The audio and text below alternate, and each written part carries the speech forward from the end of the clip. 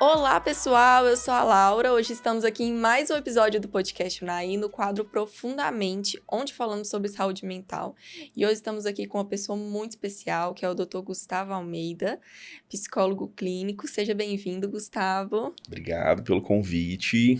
Que isso. Adorei estar aqui para poder estar falando sobre um tema tão importante. Exatamente. E, Gustavo, antes da gente contar o que é o tema que vai falar hoje, fala pra gente quais as suas especialidades hoje. Eu sou psicólogo clínico, como você já falou, sou neuropsicólogo e especialista em terapia cognitivo-comportamental. Não, ótimo. E hoje nós vamos falar de um assunto muito interessante, né? Sim, sim. Um assunto, assim, que vem há alguns anos tomando, assim, muito reconhecimento, muitas dúvidas, que é o TDAH, né? Sim, sim. Gustavo, conta pra gente o que é isso? O que é o TDAH, né? Que muita gente pronuncia às vezes até errado. O que é o TDAH? Como identificar? Conta pra gente um pouquinho. Bom, o TDAH, ele é um transtorno do neurodesenvolvimento. Ao contrário do que muitas pessoas pensam que se trata de uma doença, ele não é uma doença. Ele está dentro da classe dos transtornos do neurodesenvolvimento. O que seria Sim. isso? Quando nós estamos sendo formados ainda, como se fosse um tipo de cérebro, entende? Um tipo de funcionamento que costuma ser mais acelerado, entende? Do que as Sim. demais pessoas. Essa aceleração, ao longo da vida, ela vai se mostrando de acordo com cada fase da infância. Então, tem pessoas que vão desenvolver isso na fase escolar, vão apresentar mais esses sintomas na fase escolar. Tem pessoas que já nos primeiros meses de vida já apresentam uma inquietação muito grande, dificuldade com sono, né? Bebês com essas características. E alguns casos, hoje em dia, até fala-se de apresentação do TDAH aparecer até mais no início da adolescência, por exemplo. E, Gustavo, quando uma pessoa ela começa a ter dúvida, a reparar, será que eu tenho? Como ela pode identificar isso para ela procurar um profissional? A primeira coisa que é muito importante que a pessoa se pergunte é se esses sintomas eles estavam presentes de alguma forma na infância. Entende? Sim. Na infância e no início da adolescência. Porque muitas pessoas acabam percebendo esses sintomas na vida adulta e às vezes chegam no consultório dizendo assim, na infância eu nunca tive essas questões. Sim. Então aí nesse caso é necessário que alguém da família, é necessário que alguém próximo àquela pessoa, que conviveu com aquela pessoa, ajude nesse processo diagnóstico, né? Para dizer se aqueles sintomas estavam presentes na infância. Mas geralmente, quando as pessoas identificam os sintomas do TDAH e isso se conclui dentro de um diagnóstico, esses sintomas eles estavam presentes especialmente na fase escolar. E, Gustavo, assim, quando a pessoa ela tem o TDAH e ela reluta ali ao tratamento, quando você pega um paciente e fala, olha, né, tem tudo que indica, às vezes ali, a pessoa reluta com esse diagnóstico, assim, como você faz para abordar essa pessoa, para trazer ela para um tratamento mais específico? Primeiramente, os sintomas, né, da desatenção, da hiperatividade, da impulsividade, ele costuma trazer prejuízos para o funcionamento da pessoa. Sim. Entende? O Com que acontece muitas vezes não é que a pessoa tem o diagnóstico e ela foge disso. O que acontece muito é que às vezes as pessoas não sabem o que está acontecendo com elas. Geralmente, quando a pessoa descobre que ela tem uma alteração no funcionamento, como o TDAH, ela busca o tratamento, né? Ela busca pelo menos ferramentas para melhorar a qualidade de vida dela. Sim. Nesse caso, quando uma pessoa fica relutante, não é uma função do profissional psicólogo insistir com aquilo, entende? A pessoa, ela precisa ter o tempo dela. Acontece casos de pessoas que muitas vezes têm o diagnóstico do TDAH, né? E a pessoa às vezes não busca naquele momento tratamento. Ou ela duvida, ou ela acha que foi precipitado, né? Sim. Mas conforme ela vai percebendo, conforme os prejuízos vão acontecendo, geralmente essas pessoas acabam procurando mais a terapia, né, psicológica ou tratamento com um médico neurologista ou psiquiatra para melhorar sua qualidade de vida. Sim, porque assim, prejudica muito, né, alguns sintomas, né? Sim. Como, assim, a desatenção, o esquecimento, né? Fala pra gente um pouquinho, assim, de algumas características desse problema. Sim. Para entender mais fácil sobre o Uhum. transtorno do déficit de atenção e Sim. hiperatividade, o que a gente diz TDAH, Uhum. a gente vai entender que é como se fosse uma dificuldade, algumas falhas no gerenciamento das funções executivas de uma pessoa. Sim. Então, assim, nós temos vários processos cognitivos, como a memória, a atenção, a aprendizagem, a percepção. E nós temos aí um gerenciador de tudo isso, para que Sim. tudo isso aconteça. Ela tem uma dificuldade nessa área das funções executivas. De gerenciar tudo isso. Exatamente. Então, para essa pessoa, o sequenciamento ele costuma ser algo mais difícil de ser feito. Muitas vezes a memória. Então, ela precisa fazer uma coisa que requer vários processos. Ela acaba se esquecendo de uma coisa ou outra. Ela acaba tendo dificuldade na atenção se ela estiver tendo uma hiperatividade mental naquele momento. Então, ela está pensando em muitas coisas e aí aquilo acaba tirando a atenção do foco principal. Entendi. Assim, eu acho que hoje a gente identifica muitas pessoas, assim, igual você falou, na escola, né? Porque às vezes ali para ler alguma coisa, para aprender, né? E como, assim, hoje para as mães, para os pais, tá identificando isso no adolescente, porque às vezes a gente não tem, as pessoas não têm o conhecimento, né, Gustavo, assim, de identificar, o meu filho tá tendo dificuldade no aprendizado, vou levar ele no neuro, vou levar no psicólogo para ver o que pode ser. As pessoas não têm pensa que é só um problema, é falta de vontade, né? Então, o que você pode passar para essas pessoas para procurar ajuda nesses casos? Laura, é até legal você falar sobre isso, porque acontece muito que os pais trazem isso para o consultório de uma forma assim... ele não tem desatenção. Não, não tem, porque quando ele vai jogar videogame, ou quando ele vai fazer alguma coisa que é do interesse dele, não existe desatenção. Ele faz que é uma beleza. É só quando eu mando ele fazer coisas, ou coisas ligadas à escola, que ele apresenta isso. Então, ele não tem nada. É importante, antes de dar esse recado para os pais, a gente falar que a condição da pessoa com TDAH, ela ocorre porque quando uma coisa é muito prazerosa para ela libera uma quantidade maior de dopamina no cérebro, né? Entendi. E a dopamina, ela é o neurotransmissor do prazer. Ele faz com que aquilo que você gosta muito, você acaba tendo um foco até maior do que as demais pessoas. Então, quando uma pessoa com TDAH, ela está fazendo uma coisa que é do interesse dela, ela fica praticamente surda, né? Ou cega. Ela tem dificuldade de ver outras coisas ou ouvir outras coisas. Então, ela entra no que a gente chama de hiperfoco. Entende? Entendi. Quando ela está muito envolvida com alguma coisa. Então, é por isso que há essa discrepância entre coisas que são interessantes e obrigações. Exatamente. Entende? As obrigações não são necessariamente algo tão prazeroso. Então, aí é que a apresentação dos sintomas do TDAH, eles vêm de uma forma muito mais intensa, onde a gente vê a desatenção, a hiperatividade mental ou motora e a impulsividade também.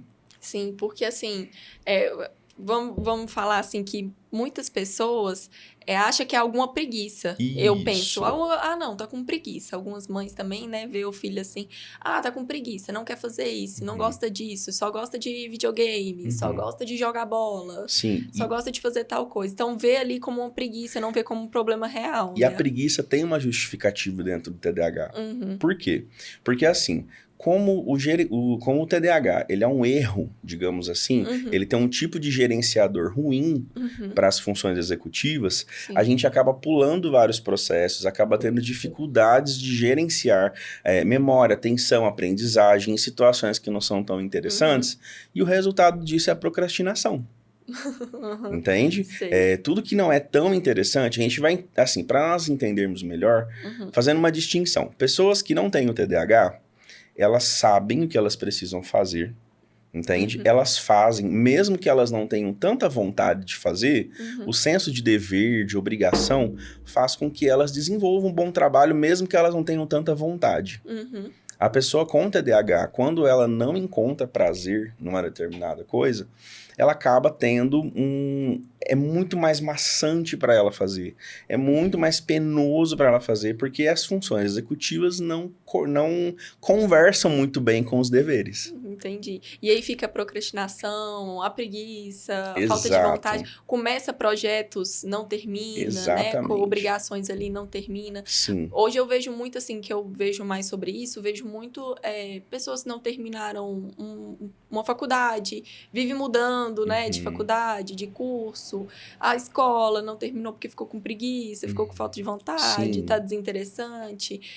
Começa um curso, muda muito de emprego. Isso acontece muito para essas pessoas, né? Sim. Porque... E outra coisa que eu tenho dúvida aqui, quer te perguntar, é o tédio para essa pessoa, assim. Tudo vira muito... Enjoa muito fácil. Sim. Não é? Como acontece isso? Também faz parte dessa parte que você está explicando aí? Sim, sim. Cognitiva, de tudo fica sem graça. Sim. O tédio, para a pessoa com TDAH, ele acaba sendo algo muito mais intenso. Por quê? Porque quando o prazer termina de alguma coisa, quando a liberação da dopamina termina, a gente entra naquilo que a gente chama de tédio. Entende? Entendi. As pessoas que não têm um TDAH, eles têm uma liberação mais lenta de dopamina nas situações. Entende? Entendi. A pessoa que tem o TDAH, ela tem uma liberação mais intensa de dopamina. Então, quando ela gosta de uma coisa, ela gosta muito, ela se torna uma máquina para fazer determinadas coisas. Sim. De repente, com o passar dos dias, com o passar das semanas, ou até mesmo das horas, dependendo da intensidade, ela entra num desânimo, num tédio, entende? Enjoa. Em que acaba sendo algo chato de fazer. Sim. Entendo muito isso. Sim. Pai, mãe, se você, por um acaso, tem um filho ou uma filha que apresenta esses sintomas, dificuldade de fazer coisas que são necessárias, você percebe que há uma desatenção, há uma dificuldade de memória, você precisa falar a mesma coisa várias vezes para que ele execute aquela situação.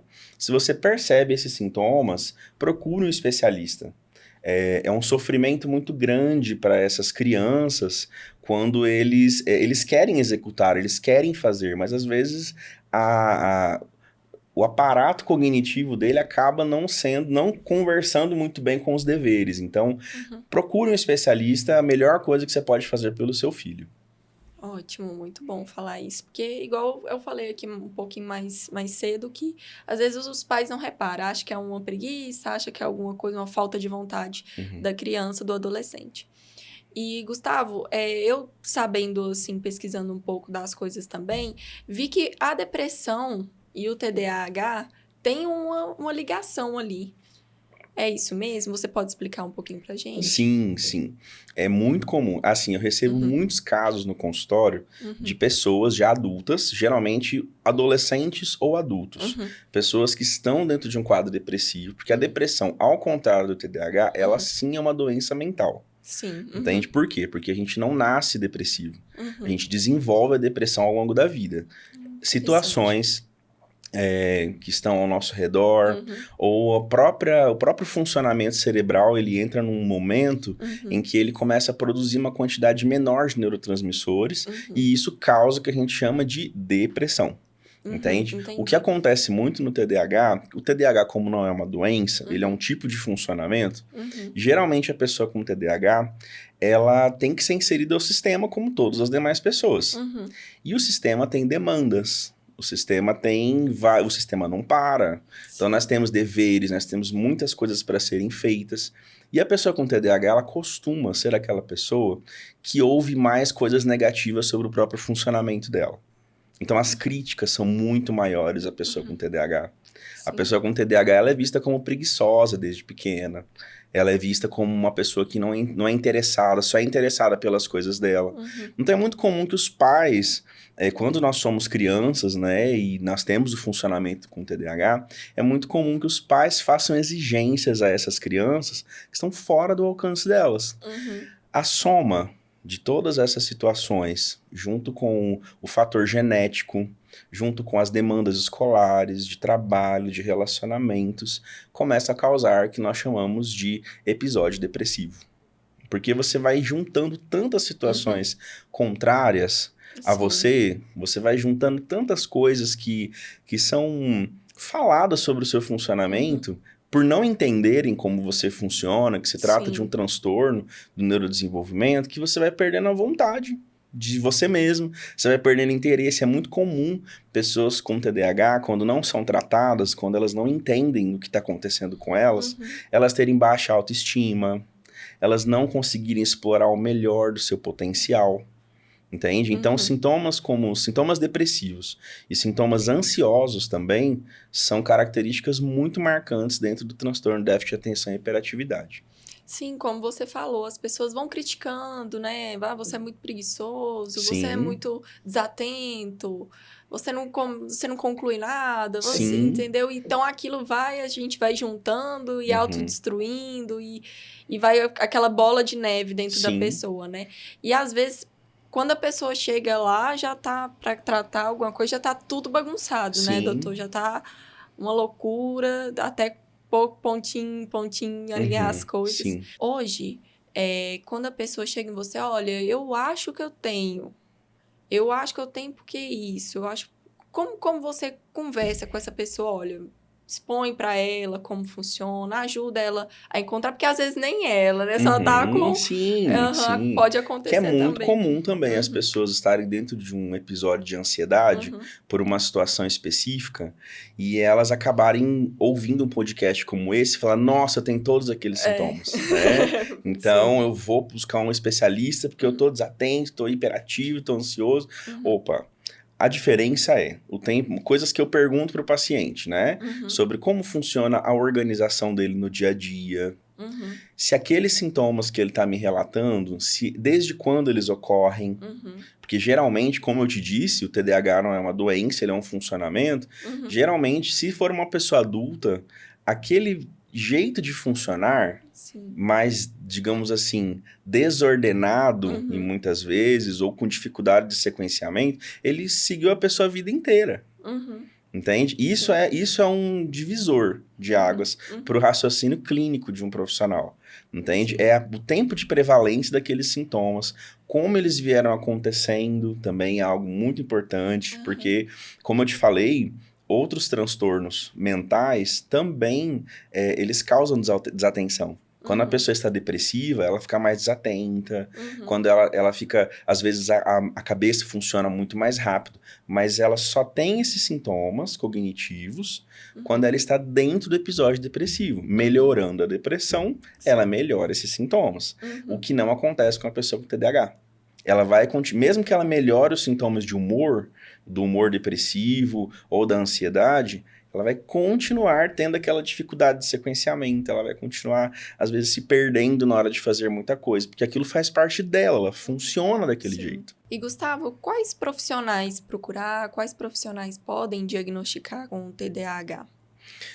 Profissionais da saúde mental que são mais habilitados para Uhum. poder estar fazendo esse tipo de avaliação, Sim. né, é o psicólogo clínico, Uhum. né, o médico psiquiatra e o médico neurologista. Uhum. Os demais profissionais da saúde, eles são muito importantes para indicar as pessoas para uma avaliação precisa. Então, Uhum. às vezes o fonoaudiólogo, o terapeuta ocupacional, o Sim. próprio fisioterapeuta, o Uhum. próprio educador físico e outras profissões também que veem um funcionamento mais desorganizado, digamos assim, Uhum. naquela pessoa, podem Sim. sugerir ela a buscar uma avaliação, mas a avaliação é feita por esses três profissionais. Entendi. E assim, um detalhe também, Laura, que é bem importante, é que o profissional que receber uma pessoa com a queixa de TDAH ou com a queixa de desatenção, ele também se pergunte se ele consegue avaliar.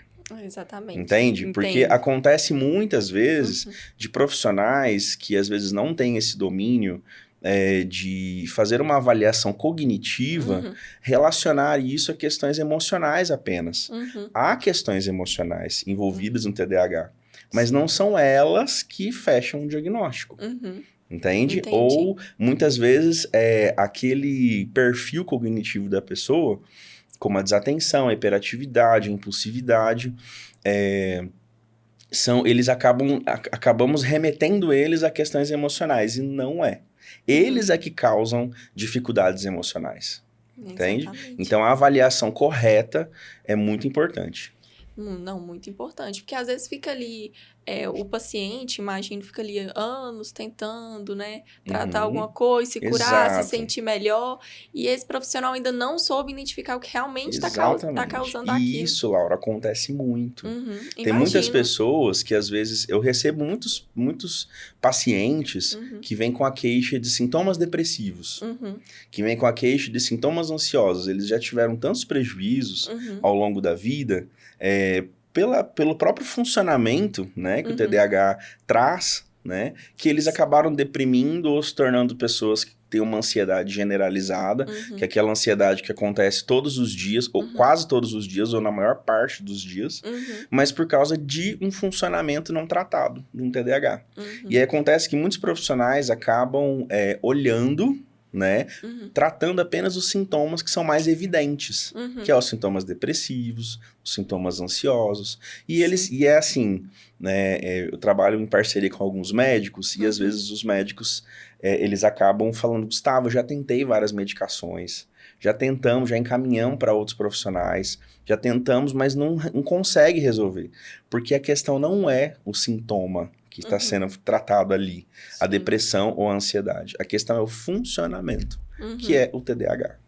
Exatamente. Então, às vezes, a pessoa sofre aí anos da vida, né? Não sabe o que ela tem, não sabe identificar, porque o TDAH, ele é falado tem pouco tempo, assim, para a população, né? Assim, às vezes no profissional de vocês, na sua área, já vem sido um ponto, assim, mais falado há muito tempo, mas hoje para a população, uma coisa de o quê? 2 anos, 3 anos no máximo. Então, assim, a pessoa não sabe o que ela tem, ela tá em busca ali de um profissional, tá achando que tá ali no caminho certo, mas nunca melhora. Então, vai só piorando, só virando aquela bola de neve. Então, o certo é quando identificar, né? E quando ver, o clínico ver, se ele não souber, indicar para outra pessoa. Sim. Desde a década de 80, a década de 90, mais ou menos, os manuais diagnósticos de transtornos mentais já falam sobre o TDAH. Só que o TDAH que era trazido naquelas, digamos, naquelas revisões bibliográficas, né, era o nível mais grave. Né? Era trazido como uma forma, assim, muito mais grave. Então, o que acontece? Pessoas que tinham sintomas leves de TDAH, eles não eram assistidos, eles só sofriam os sintomas e ele era tratado de outras formas. Eram tratados como pessoas depressivas, pessoas ansiosas, apenas. Não que não haja, não que todo depressivo ou todo ansioso seja uma pessoa com TDAH. Tá? A gente vai falar que existe uma taxa muito alta de prevalência de pessoas que têm o TDAH, que têm esses diagnósticos, mas não significa que um justifica o outro. Entende? É uma chance maior de pessoas com TDAH não tratado deprimirem ao longo da vida ou se tornarem pessoas ansiosas. Entendi, assim, olha para você ver, né? Porque antigamente era uma coisa assim, só em último caso, né? Ela olha a vista assim, só em último caso. Quando a pessoa já tinha passado por tudo, já tinha sofrido horrores. Então, assim, muito bom ter essa informação aqui, Gustavo, para as pessoas se alertarem, né? Igual você falou, a gente tá falando aqui com todo cuidado, porque não é só assistir esse podcast, escutar esse podcast, pensar, não, eu tenho... Vou procurar, vou me automedicar, alguma coisa assim. É procurar um profissional certo, ver se ele entende da área, né? Isso aqui é uma informação riquíssima que a gente está passando para as pessoas. Nesse quadro, né? Que vem para isso, vem para ajudar as pessoas nesse assunto, tudo sobre saúde mental. E, Gustavo, eu sei que também o TDAH tem níveis, né? Você poderia explicar para a gente como que funciona, como que é? Sim. Bom, Laura, primeira coisa, o TDAH, ele é dividido em 3 modalidades, para nós entendermos. No nosso manual diagnóstico de transtornos mentais, na versão 5 que nós estamos agora, que a gente chama de DSM, nós temos a pessoa que ela tem o TDAH com apresentação predominantemente desatenta. Então, é aquela pessoa que ela não vai apresentar tanta hiperatividade mental ou tanta hiperatividade motora, e também ela não é aquela pessoa que vai apresentar tantos índices de impulsividade. Ela vai ser mais aquela pessoa que tem mais dificuldade de se atentar às coisas. Ela pode ter dificuldade, às vezes, de prestar atenção numa conversa, numa palestra, em algum momento em que ela vai precisar da atenção dela ali, ela vai ter prejuízos, especialmente na atenção. Então, a gente fala que essa pessoa tem o transtorno de déficit de atenção e hiperatividade com apresentação desatenta. Em seguida, nós temos a segunda combinação, que é quando a pessoa ela é predominantemente hiperativa e impulsiva. Então, a pessoa ela tem um transtorno de déficit de atenção com hiperatividade, com apresentação predominantemente hiperativa e impulsiva. Que são aquelas pessoas que a desatenção não é o principal marco delas. Entende? O que mais marca elas é a hiperatividade. Então, elas são pessoas que não conseguem parar, são pessoas que a cabecinha delas funciona muito mais rápido, elas não conseguem esperar a vez dela, elas são impulsivas na tomada de decisão. Então, são pessoas, assim, que requer muito mais energia delas mesmas e das pessoas que estão ao redor delas. E nós também temos a apresentação combinada, que é quando a pessoa tem os três. Ela é desatenta, ela é hiperativa e ela é impulsiva. Então, aí a pessoa vai apresentar os 3 níveis do TDAH. Ela é uma pessoa que tem dificuldade de se atentar na maioria das coisas do dia a dia, especialmente aquelas que são as obrigações. Ela vai ter dificuldade em ficar quieta, ela tem uma hiperatividade motora muito grande e mental muito grande também, e ela é uma pessoa mais impulsiva. Então, ela é aquela pessoa que fala sem pensar, aquela pessoa que tem dificuldade, às vezes, de sequenciamento na tomada de decisão, na memória e os processos normais cognitivos. Dentro dessas 3 apresentações, a gente tem os níveis, que é o nível leve. São aquelas pessoas que elas estão, digamos assim, que os prejuízos não são tão grandes. Elas não são pessoas que vão precisar de medicamento, por exemplo.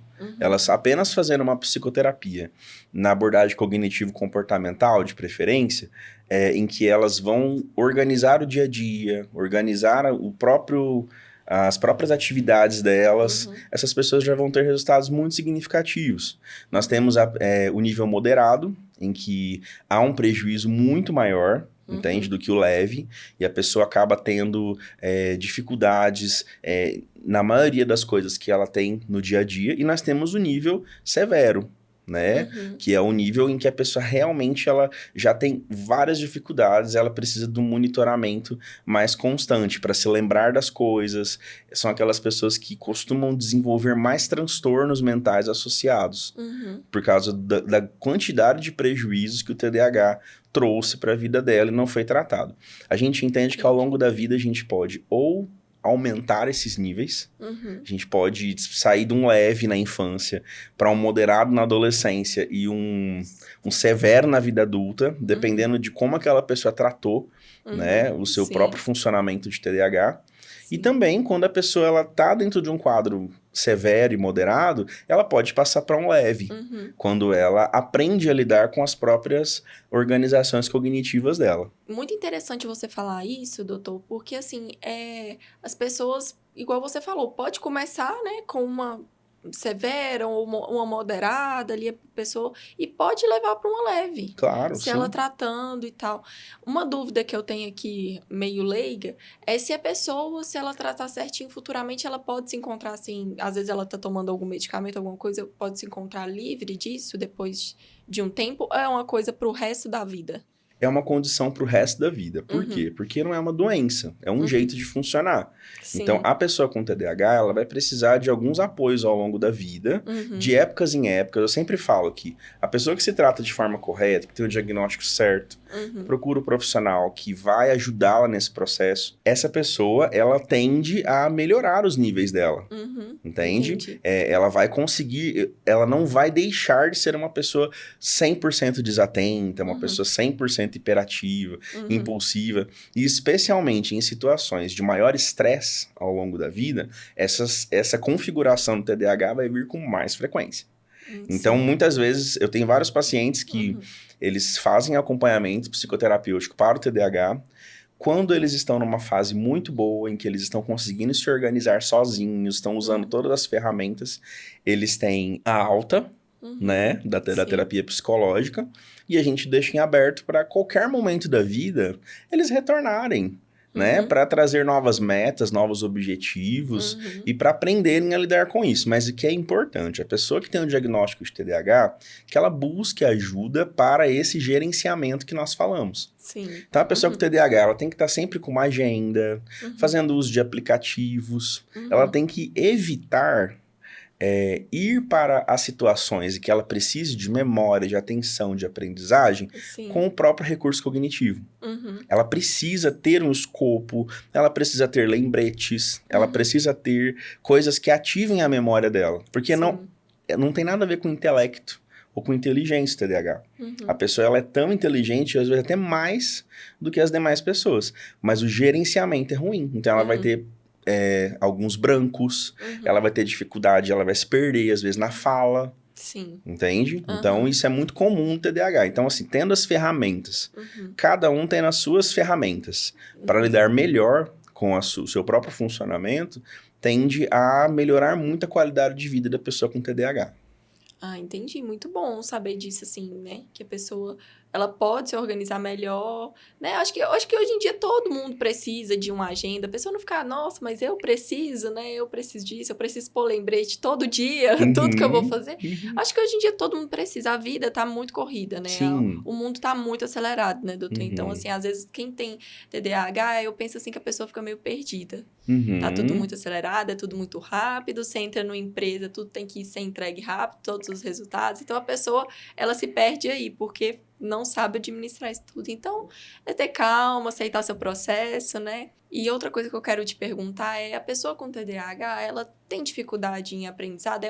Toda pessoa com TDAH tem dificuldade ou não? Como que é? Laura, sim. A gente não vai dizer que é uma regra, entende? Ah, todas as pessoas com TDAH têm dificuldade. Não. A gente vai entender que, dependendo do grau do TDAH que a pessoa tem, algumas situações pode ser que ela demore um pouco mais para poder aprender, especialmente aquelas que não são tão interessantes, entende? Sim. Mas assim, vamos colocar aqui, tipo, num contexto universitário ou num contexto escolar. Não necessariamente. Tem muitas pessoas que têm um TDAH que, inclusive, têm altas habilidades. Às vezes, o funcionamento cognitivo da pessoa é muito maior, entende, do que a média das demais pessoas. Sim. Então, o TDAH ele não tem nada a ver com o intelectual. Ele não tem nada a ver com a deficiência intelectual, com pessoas que têm algum tipo de atraso no intelecto. Não, não, não. O TDAH é um tipo de funcionamento. Então, a pessoa ela pode, sim, ter habilidades de aprendizagem ou ela pode não ter. Principalmente quando ela vem para um diagnóstico na vida adulta. Entende? Geralmente ela tem alguma comorbidade que também tem que ser avaliada, também tem que ser colocada, entende? Também tem que ser diagnosticada para a gente entender melhor o funcionamento daquela pessoa e criar um tratamento que seja mais adequado para ela. Sim, porque assim, eu acho que quando a gente fala hoje em dia, como as informações ainda estão poucas, né? As pessoas ainda não entendem direito o que é, pensa que o que você falou e foi muito legal, porque eu acho que as pessoas pensam isso, que a pessoa não é inteligente, né? Eu acho que as pessoas vêm com muita essa dúvida, eu tenho problema então eu não sei das coisas, eu tenho um problema de dificuldade de... Né? Ela não pensa na dificuldade de aprender, ela pensa no intelectual, igual você falou. Então, essa informação é valiosíssima até para a pessoa, às vezes ela tá com medo. Eu penso assim, às vezes a pessoa tá com medo de descobrir, de ir, ela sabe, às vezes lá no fundo ela sente que tem, mas tá com medo não, vai todo mundo falar que eu não sei das coisas, ninguém vai confiar em mim, pôr as coisas na minha mão. Então, às vezes a pessoa fica com receio dela mesma, né? Sim, um prejuízo muito grande, Laura, que acontece com as pessoas com TDAH, elas tentarem se autocurar. Não, eu mesmo dou conta, eu mesmo me viro, não... Algumas coisas será possível, a gente vai criar resistências para isso. Mas aquilo que for uma dificuldade, busque ajuda. Busque tratar aquilo por um período da vida, não é para sempre não. Sim. Por um período da vida, para você entender como você funciona melhor, descobrir ferramentas de gerenciamento. Isso ajuda muito a pessoa ao longo da vida, melhora muito a qualidade de vida dela. Sim, isso não vai mudar quem ela é, né? Não Exato. vai mudar, ela não vai ser uma pessoa incapaz, né? Eu falo assim para ajudar as pessoas a incentivarem elas a procurar, né, uma ajuda. Porque às vezes ela pensa que isso vai tratar, mudar a visão dela, a visão de outras pessoas para ela. E Gustavo, você tem algum recado para dar pro pessoal? Pode falar. Pessoas que têm esse tipo de funcionamento, né, que se identificaram com essas questões que nós colocamos aqui, não deixe de buscar ajuda. Várias situações, como a educação física, a alimentação, a religião, tudo isso é muito importante para nós, para o nosso funcionamento. A terapia psicológica, as medicações, mas elas sozinhas, o efeito delas é pouco, não é o suficiente para nós. Nós estamos buscando o equilíbrio. Então, todas elas juntas, associadas a uma terapia psicológica, a uma terapia medicamentosa, melhora muito a qualidade de vida de uma pessoa. Então, a gente não pode dizer que só a terapia pode resolver, só a medicação pode resolver, só a religião, só a educação física, só a nutrição. É um conjunto de todas elas é que vai trazer e vai garantir uma qualidade de vida para nós. Então, busque ajuda, faça uma avaliação. Se numa avaliação não der alterações no seu funcionamento, alterações de TDAH, a gente vai, ótimo, siga a vida, vamos ver o que está causando aquilo. Mas faça uma avaliação. Muito bom, Gustavo, muito bom. Um prazer te receber aqui, Gustavo. As portas estão abertas, viu? Uhum. Eu que agradeço. Que isso. E muito obrigada mais uma vez. Ok, obrigado vocês. E esse foi mais um episódio do podcast Naí. Continue nos acompanhando nas redes sociais e até mais.